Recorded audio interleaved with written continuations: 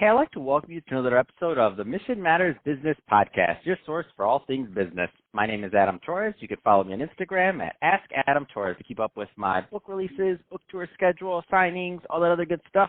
Always love to connect with you there. And as always, if you'd like to apply to become a co-author of one of my upcoming books, just head on over to the website, missionmatters.com, and click on Become an Author to apply. All right, today I have Laurie Sallarulo on the line, and she is President and CEO over at Junior Achievement of South Florida. Laurie, welcome to the show. Thank you for having me, Adam. Oh, man, I am excited to get into today's topic. So we're going to talk about developing transferable skills is the key to success, and I think that you are in the driver's seat to have a vantage point of what that means. So this is going to be exciting. But before we get into that, I want to go a little bit further into what you're doing over at Junior Achievement of South Florida. Tell us a little bit more about the organization, please. Sure, my pleasure.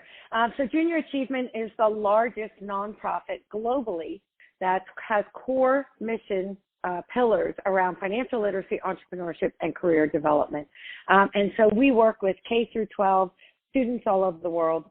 For us, we are focused on Broward County and South Palm Beach County, and we serve about 50,000 students, teaching them these critical skills. You know, I always say, this is how I kind of sum up what Junior Achievement does.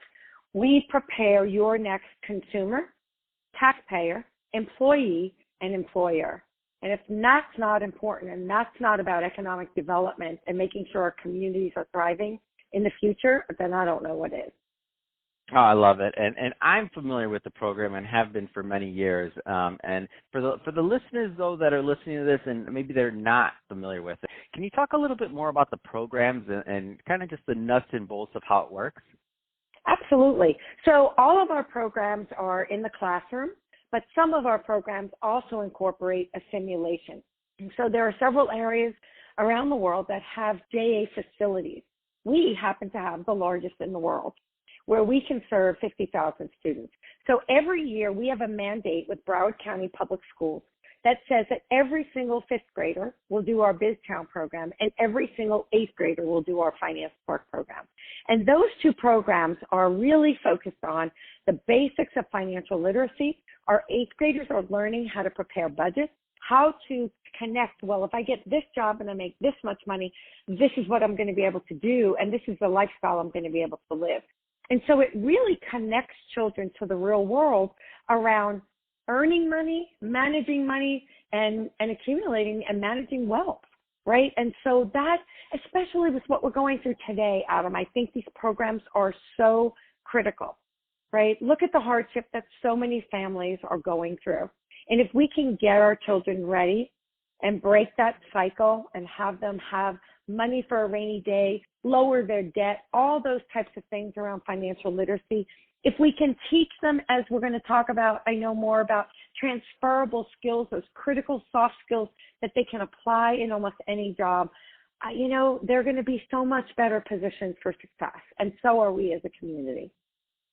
So, Laurie, I hear people say this all the time. They're like, well, they don't teach our kids this in school, or I wasn't taught this growing up, or this, that. And I'm like, and I always, in the back of my head, or sometimes depending on my relationship with the person, I'll say, well, you must not have heard of Junior Achievement, or they didn't have that in your school when you were growing up, because they actually do. You just didn't get it.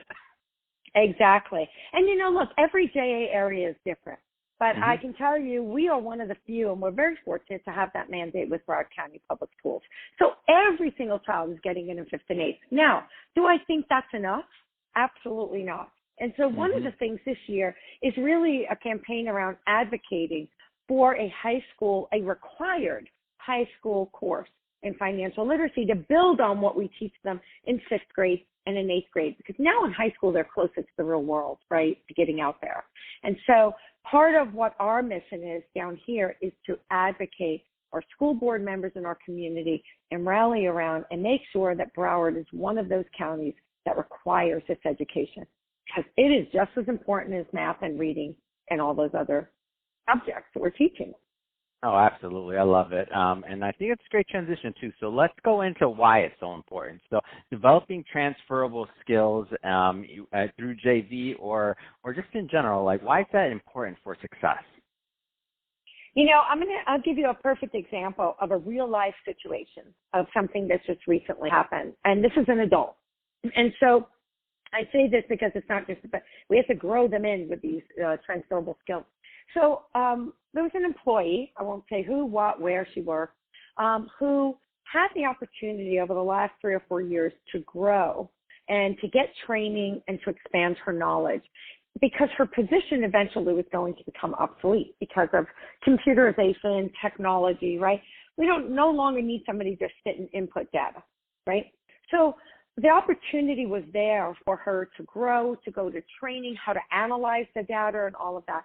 And her answer over the last 3 to 4 years was, yeah, no, I don't want to learn any of that. Yeah, no, I don't want to learn any of that. I'm okay. Well, guess what?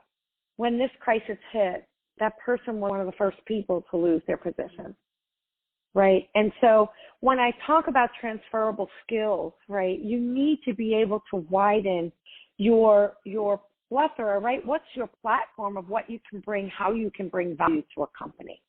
And very often that one transferable skill is the willingness and the desire to continue learning,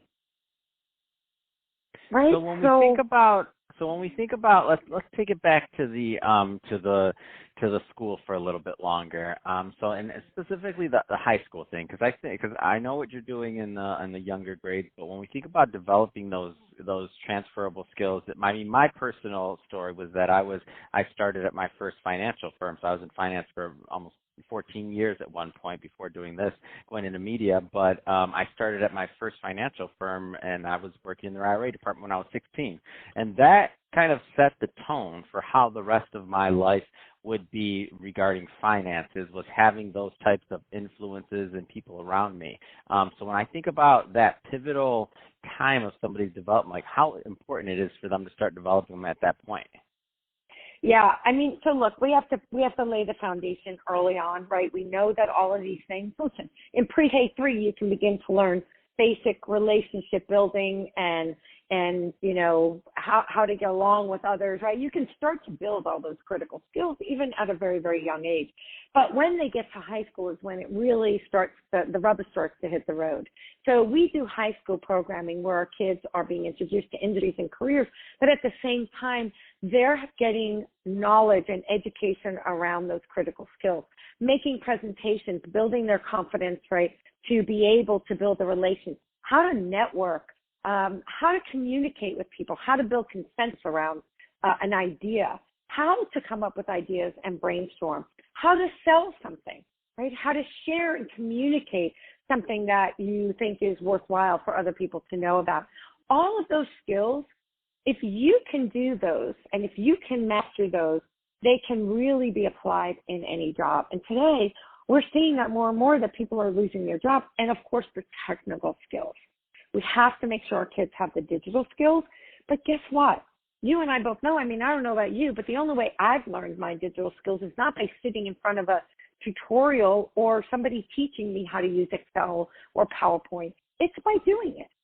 It's by doing it with a meaningful project, right, that really relates to the real world and my life, and learning how to use that.